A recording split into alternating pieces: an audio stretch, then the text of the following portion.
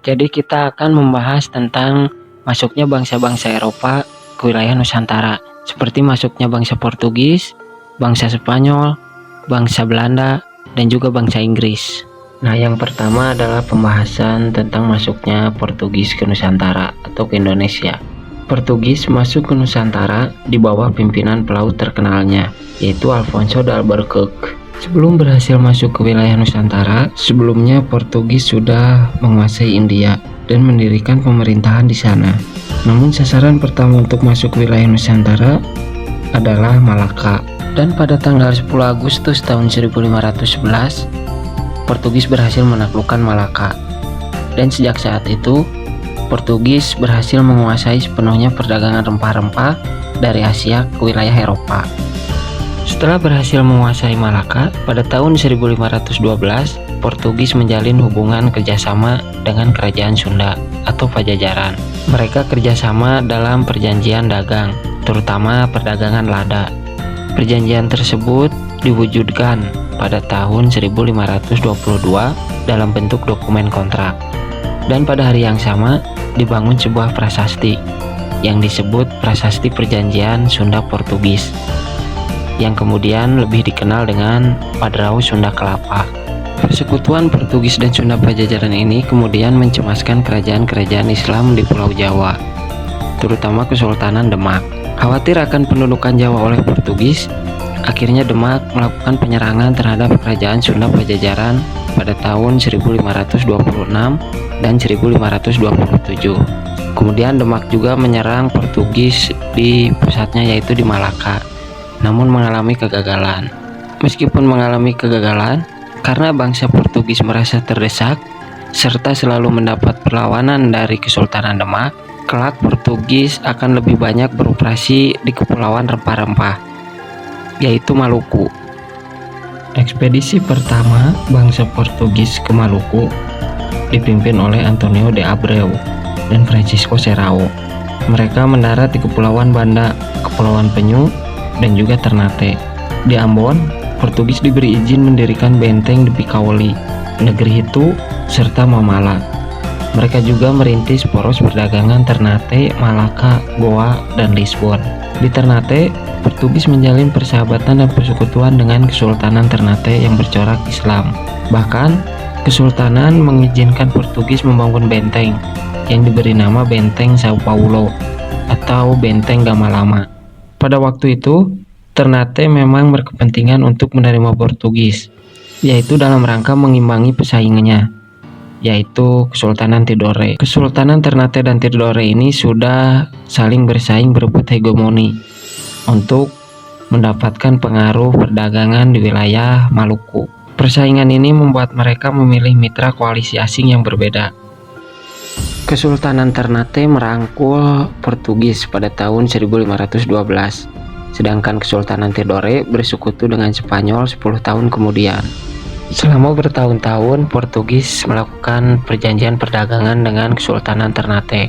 Namun, monopoli Portugis atas perdagangan rempah-rempah di Nusantara akhirnya berakhir sejak dikalahkan oleh Sultan Baabuloh dari Ternate pada tahun 1575, serta kemudian berhasil disingkirkan oleh bangsa Belanda dari Ambon pada tahun 1599, hingga akhirnya Portugis harus pergi dari Maluku dan kemudian menduduki Pulau Timur, Solor, dan Flores. Yang kedua, masuknya bangsa Spanyol ke Indonesia. Bangsa Spanyol tidak lama berada di Nusantara, yaitu hanya sekitar 8 tahun, karena bangsa Spanyol terlebih dahulu masuk ke wilayah Filipina dengan pelautnya yang terkenal, yaitu Ferdinand Magellan. Spanyol berhasil mencapai Kepulauan Maluku pada tahun 1521 di bawah pimpinan Kapten Sebastian del Cano. Pelaut-pelaut Spanyol kemudian berlabuh di Tidore dan disambut baik oleh Kesultanan Tidore. Sambutan baik ini sebenarnya mengandung unsur politis, karena Kesultanan Tidore memiliki persaingan dengan Kesultanan Ternate, dan karena itu membutuhkan sekutu untuk mengimbangi Ternate yang sudah terlebih dahulu bersekutu dengan bangsa Portugis. Kedatangan Spanyol di Tidore membuat Portugis merasa terganggu, sebab itu berarti Spanyol akan terlibat juga dalam aktivitas perdagangan rempah-rempah yang jelas-jelas akan mengganggu hak monopolinya. Maka terjadilah konflik di antara kedua negara tersebut. Portugis menuding Spanyol melanggar perjanjian Tordesillas pada tahun 1494. Isi perjanjian yang disepakati kedua negara atas campur tangan Paus Alexander ke-6 pada intinya membagi dunia di luar Eropa menjadi duopoli eksklusif antara Spanyol dan Portugal. Wilayah sebelah timur dimiliki oleh Portugis dan sebelah barat oleh Spanyol. Sementara itu Spanyol bersikeras wilayah Maluku itu bagian dari wilayah kekuasaannya berdasarkan perjanjian yang sama. Untuk menyelesaikan konflik, Portugis dan Spanyol melakukan perundingan di Saragossa, Spanyol pada tahun 1529. Hasilnya adalah perjanjian Saragossa yang ditandatangani pada 22 April tahun itu juga. Perjanjian ini menentukan secara lebih tepat batas ke arah barat wilayah kekuasaan Spanyol dan batas ke arah timur wilayah kekuasaan Portugis. Dari perjanjian ini disepakati bahwa spesifikasi anti-meridiannya sekitar 17 derajat timur Maluku, yang berarti Spanyol harus meninggalkan Maluku untuk kemudian mendapatkan Filipina, dan Portugis tetap berkuasa di Kepulauan Maluku. Dengan adanya perjanjian ini, maka Spanyol harus meninggalkan wilayah Indonesia. Kemudian yang ketiga adalah masuknya bangsa Belanda ke Nusantara. Pada abad ke-15, wilayah Belanda merupakan wilayah vasal kerajaan Spanyol. Namun pada tahun 1566, bangsa Belanda melakukan revolusi terhadap kerajaan Spanyol. Kemudian revolusi ini dikenal dengan Revolusi 80 tahun yang bertujuan untuk melepaskan diri dari kerajaan Spanyol. Di tengah-tengah revolusi, kegiatan perdagangan orang-orang Belanda di Eropa, terutama di pusat perdagangan di Lisabon, terus berkembang dan masih berjalan normal. Dan Belanda juga tidak menemui kesulitan untuk mendapatkan rempah-rempah di pelabuhan Lisabon. Tetapi pada saat Portugis berada di bawah kekuasaan Spanyol, maka Belanda dilarang lagi berdagang di Lisabon. Dengan demikian, Belanda menemui kesulitan untuk mendapatkan rempah-rempah. Dan Belanda harus berusaha untuk mendapatkan rempah-rempah seperti yang telah dilakukan oleh Portugis dan Spanyol. Orang-orang Belanda mulai mencari jalan untuk pergi ke dunia timur atau tanah Hindia.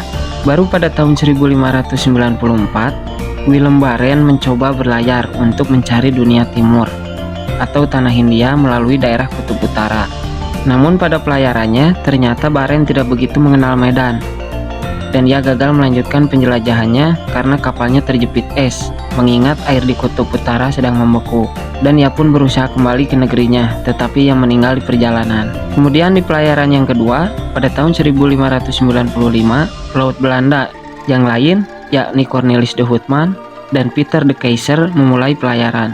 Kedua pelaut ini bersama armadanya dengan kekuatan 6 kapal dan 249 awak kapal beserta 64 pucuk meriam melakukan pelayaran dan penjelajahan samudera untuk mencari tanah Hindia yang dikenal sebagai penghasil rempah-rempah. Cornelis de Houtman mengambil jalur yang sudah biasa dilalui orang-orang Portugis.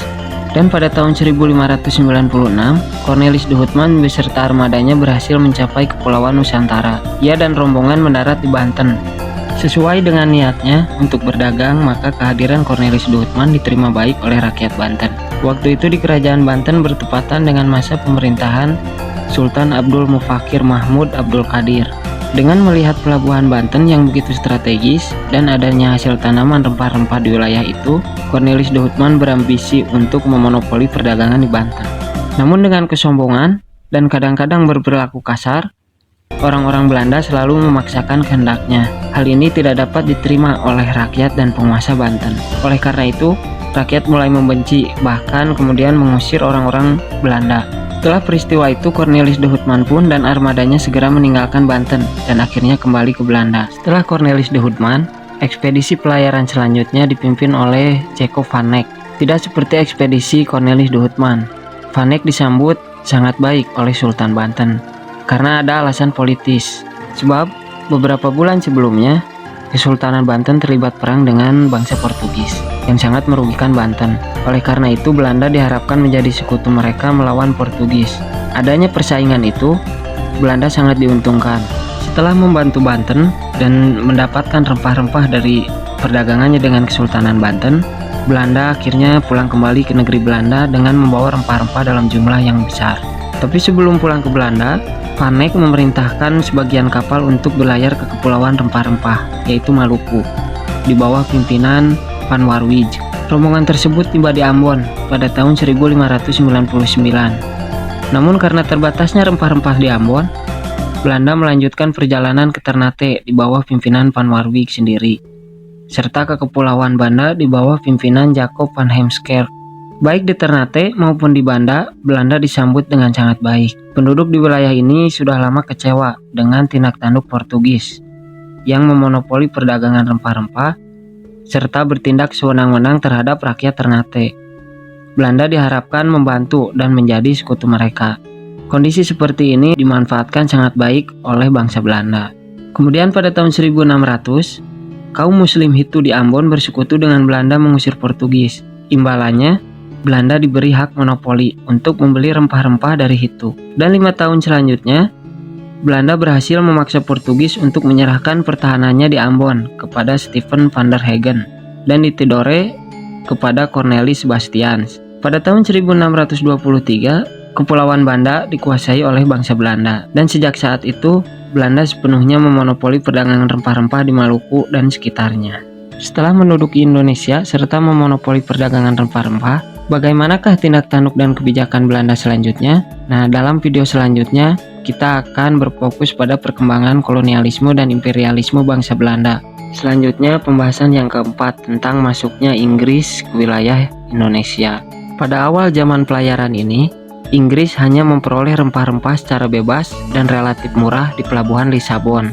Dan kemudian rempah-rempah itu diperdagangkan di daerah Eropa Barat, bahkan sampai di Eropa Utara. Tetapi karena Inggris terlibat konflik dengan Portugis dan juga Spanyol, apalagi setelah Portugis berada di bawah kekuasaan Spanyol, maka Inggris pun mulai tidak bebas untuk mendapatkan rempah-rempah di Lisabon. Oleh karena itu, Inggris berusaha mencari sendiri negeri penghasil rempah-rempah. Banyak anggota masyarakat, para pelaut, dan pedagang yang tidak melibatkan diri dalam perang, melainkan mengadakan pelayaran dan penjelajahan samudera untuk menemukan daerah penghasil rempah-rempah tersebut. Dalam pelayarannya ke dunia timur untuk mencari daerah penghasil rempah-rempah, Inggris pertama kali sampai ke India pada tahun 1498 dengan mengikuti rombongan Portugis yang dipimpin oleh pelaut terkenalnya yaitu Vasco da Gama. Setelah belajar banyak dari para pelaut Portugis, bangsa Inggris pun akhirnya melakukan pelayaran secara mandiri, hingga akhirnya orang-orang Inggris juga sampai ke Indonesia pertama kali tahun 1579 yang dipimpin oleh Francis Drake dan Thomas Cavendish. Setelah berhasil sampai ke wilayah dunia timur, Inggris membuat pusat perdagangan di wilayah India dengan nama EIC atau East India Company pada tahun 1600. Selain di India, Inggris juga membentuk beberapa kantor dagang di Indonesia pada tahun 1604, misalnya di Ambon, Makassar, Jepara, dan Jayakarta. Sama halnya dengan bangsa Spanyol, orang-orang Inggris tidak lama berkuasa di Indonesia, karena bangsa Inggris lebih berfokus pada wilayah India dan juga wilayah-wilayah di Amerika. Nah, tadi merupakan pembahasan tentang proses masuknya bangsa Eropa ke wilayah Indonesia. Terima kasih sudah menyaksikan. Wassalamualaikum warahmatullahi wabarakatuh.